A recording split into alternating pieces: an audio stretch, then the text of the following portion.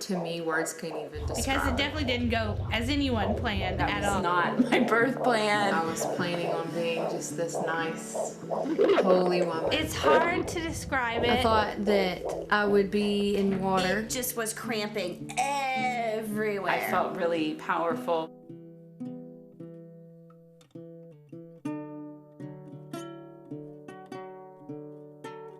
I think what's funny about being pregnant is that when you're first pregnant, you're the only one who knows. I'm like, okay, there's just a baby inside me and I guess I need to take care of myself. I don't feel like it's changed me too much. I also have kind of a disconnect because I have seen myself so long the way that I used to look that when I see myself in the mirror or a picture and I have this big belly, I just sort of think, you know, who is that? You feel this like huge responsibility, like you're like, there's another soul inside of me too. Good, really good, really good. Thank you for taking care of the girl.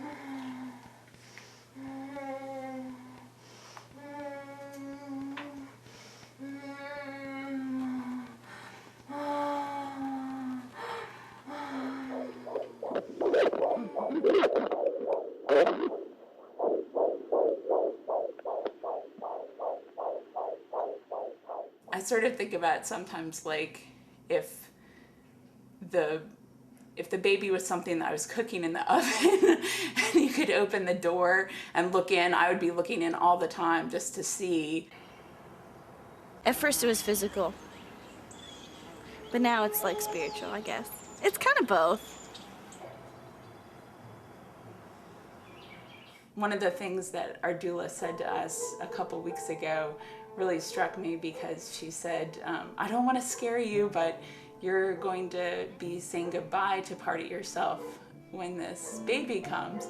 And I think that her saying that to me, I hadn't really thought about that before, but suddenly it was like it unleashed all these different feelings about the independent, private person that I've been.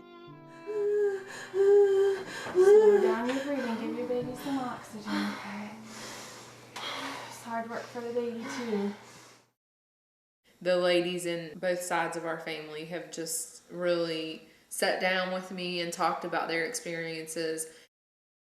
I've watched a couple of the baby stories on TLC. I'm not a big fan of them though, because all of them to me, I'm very firm on having a natural childbirth with no medication, no nothing, and everything, every birth that they have ever had that I've seen is all medicalized. My mom has talked to me about her experience having me since I was pretty young and always talked about it as a good experience. I have been told, you know, things, sensations that you'll feel and negative feelings that you'll feel to, you know, to prepare myself for that. A lot of people who I've talked to have told me, if not exactly horror stories, then about their experiences that haven't been good or about using medication. My mom had natural childbirth with me, so that was always put out there as something that's doable and preferred. So if anything, I have the pressure of her saying, you know, that's the expected thing.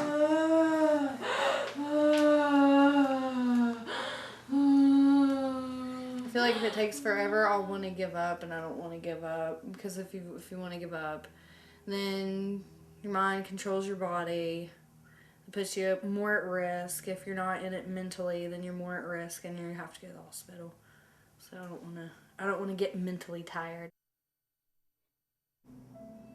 You know, I've done lots of reading and talking to people about it, but at the same time, it's something that because I've never experienced, there's no way to know what it's really like or what it will really be like. And that, I mean, that's scary. I know I'm gonna be at the hospital, so, and I'm gonna have an epidural if I get there in time. That's the whole thing, if. So, I'm not really sure what to expect. I picture definitely having candles, and I have on my list of things to take to the birth center our iHome, and I want to listen to the Nora Jones radio station on Pandora to be kind of at ease. And I just picture trying to set up as mellow and as calming of an experience as possible. Let's compare childbirth to taking a psychedelic trip. You have to feel safe about your surroundings. You have to be around people who know and love you. Nobody wants to trip at the hospital. That doesn't sound fun. You want to do it at home and just be comfortable and feel safe, and then you'll have a good trip. They're talking about like, the moment you see your child, and like some of the girls wanted to like help catch their own baby and stuff. And everyone keeps telling me I'm gonna change my mind, but one of the main things I was telling the midwife is like, can you please clean the baby off before you just stick him on my chest? I'm like, they're covered in stuff, and I really just don't want my insides all over my outsides. Like, I'm a little uncomfortable with that. Right now, I can't even think about what it's gonna be like. I've tried to prepare myself for it. Like, I'm expecting the worst of the worst pain and just something so unimaginable that I'm not gonna make it. I picture myself in the water the whole time.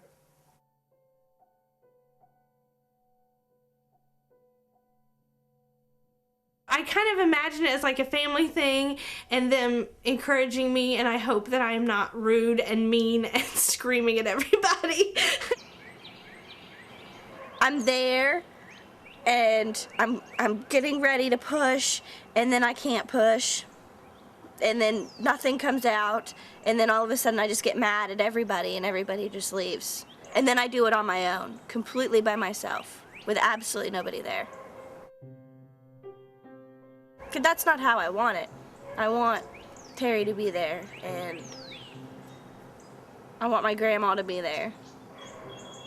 I could try to think that I'm gonna think or feel a certain way, but when it comes down to it, it's gonna go out the window anyway. So I just want it to be all natural. I don't want to try to influence my own mind too much. I want the birth to be what the birth is gonna be.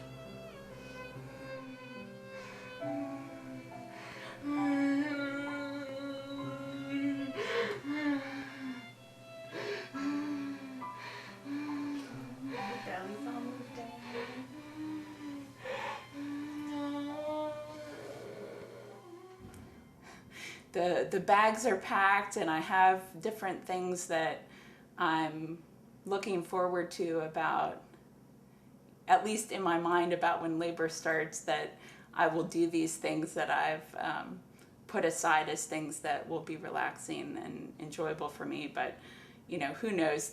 Some of that is just giving myself something to do, so I'll feel like I'm working on making it an activity that's not totally unexpected and scary. I get like carried away with things being like perfect, and I've had to like step back and say like, this is gonna happen the way it's gonna happen, that, you know, I can't control everything, and that's okay. Like, I keep having to tell myself that, like, I just need to enjoy the experience for what it is, whatever happens, either way, and just keep reminding myself that in the end I get a baby out of this. It's also unreal. It's really just, I won't know until it happens. I have experienced the Braxton Hicks contractions, and they're definitely not fun, but it's really not that big of a deal. And I think that you know, I think a lot of it's in your mind, and I'm trying my hardest to just focus, and I'm trying my hardest to just get in that state of mind that I need to be, and I'm doing that now. So hopefully throughout labor I can be there and you know, constantly reminding myself of the state of mind that I need to be in. I would associate myself with a lioness because they're so independent. They're the ones that get the food. They're the ones that, you know, do all the hard work, and they're the ones that they just do everything. The male is the protector. They protect the herd, but they don't do anything else. I don't know. They're not even there when the babies are born. Anytime I've ever seen it on the Safari Channel. I'm afraid it's gonna take like a lot longer this time. And I don't want to think like that, because I understand that thoughts become things and you can manifest your own reality.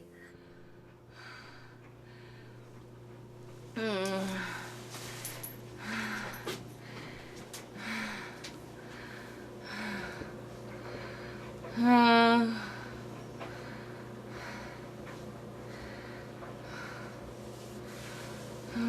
doing good, baby. It'll be over before you know it. Almost there.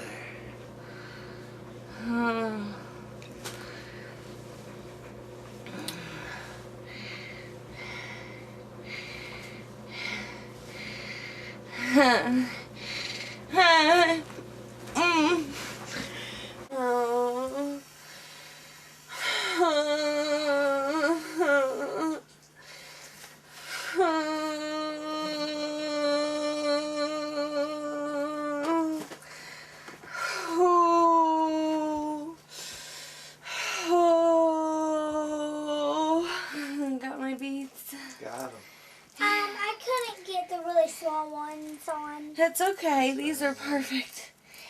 These are perfect. Thank you. You're welcome.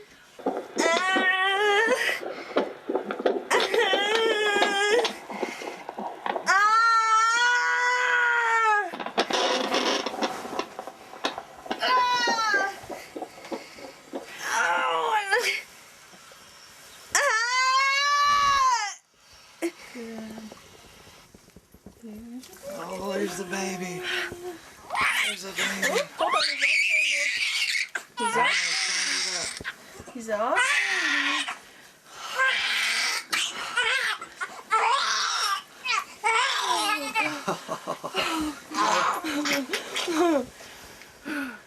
Oh, Deborah Beach. Oh,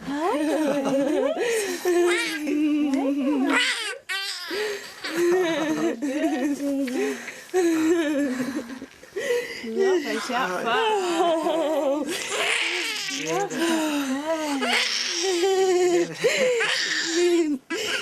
come here, Ebony.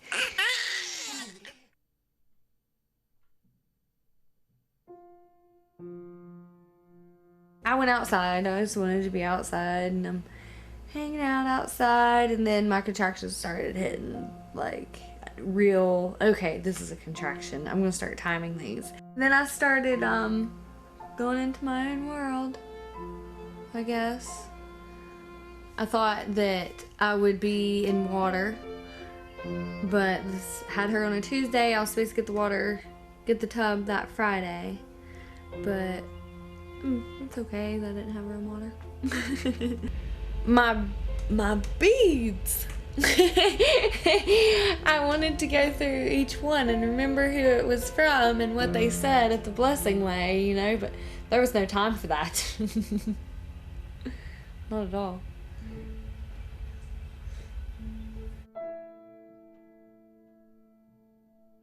I took the Pitocin and they gave me a Stay-It-All, which is like a Tylenol 3. I was very anti-medicine, induction, drugs, blah, blah, blah, but it was one of those times that I had to think about my baby before myself. I just remember this intense pressure everywhere, and then all of a sudden she was like, well, let's check, and she checked and she said, oh, there he is, he's ready to come out. I think the reason why I had that fear of my family and Terry not being there is because I was scared they were going to tell me to do it a certain way, or they were going to convince me to do something else and just go against what I wanted to do. And that was my fear of me telling them they have to leave, but not once ever did anybody say you should do this or you need to do this. I, went into the midwives and kept having the appointments and had the non-stress test and the check of the amniotic fluid. I talked to Laura, and Laura said, we're gonna have to admit you because it's so low. And I cried. I was very unhappy about that. That was not my birth plan. So I was trying to rest, but I wasn't very successful at that because I was upset. But, we put everything in the car, and then we had this moment of saying, we don't even know where to go because we were so prepared for the birth center. I was standing there and I was pretty out of it. I heard all this commotion behind me, and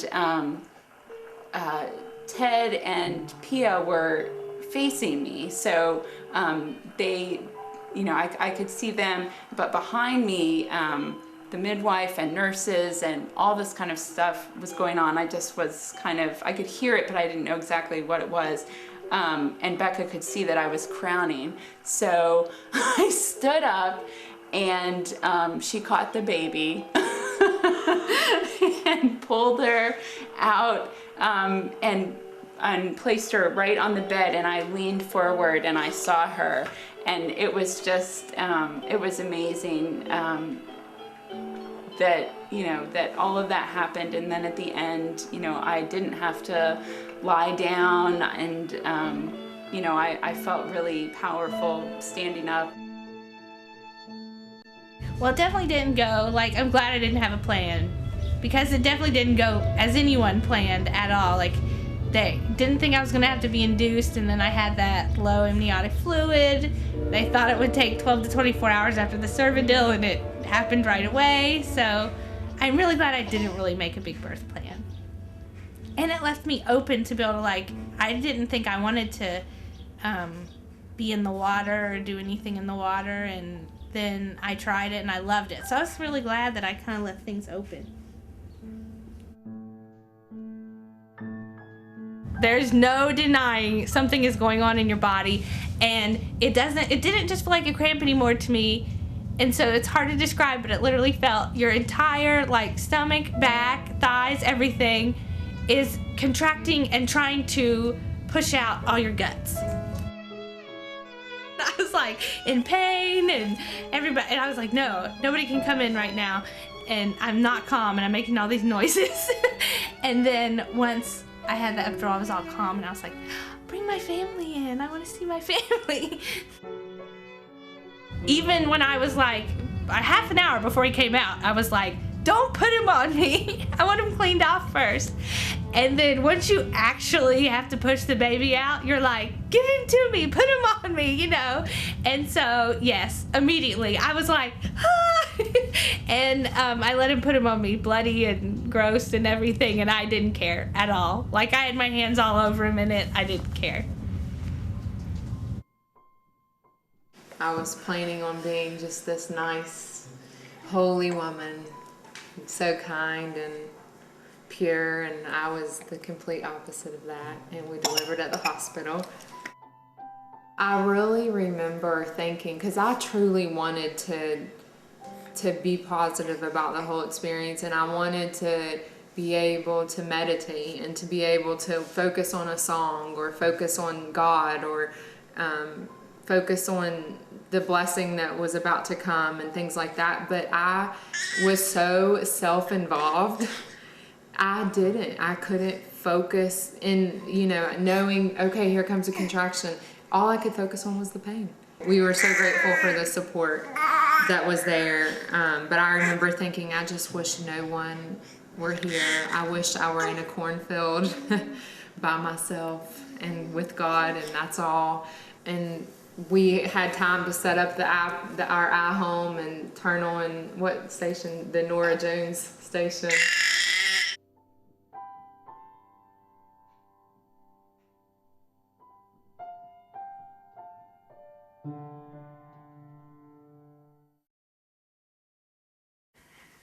It's hard to have a story about it and have anything that's negative because she's gonna hear it. Because I want to be truthful about it, but I also, you know, I don't want what gets passed down to her to be something like this was this experience, and you know that's hard to do because I have a lot of different feelings about the birth. I just couldn't wait to see his face, so I was able to focus every time that I was having a contraction. I was able to focus on that contraction and tell myself, okay, I need to relax into this, and I need to visualize myself opening up. I get when people say it's like a period cramp on a whole other level, because it is. I totally understand that. But it's to me, words can't even describe it. Words can't describe that pain in that moment. I can't explain it. Each contraction is a wave, and I was surfing. So when I could feel it coming on, I'd be like, in my head, say, "Oh, here comes a good wave. I gotta catch it." It felt like I was watching a movie almost. It doesn't even feel like it. And you're like so relieved and so excited. And then I was like, I remember like trying to like look and like make sure he had like all of his fingers and toes. And I just remember being like, I love you, you're here, I love you so much. And like, how do you love somebody you just laid eyes on for the first time? But you do. It's amazing. Like, you wouldn't think that would happen, but it does. You're like overcome with love.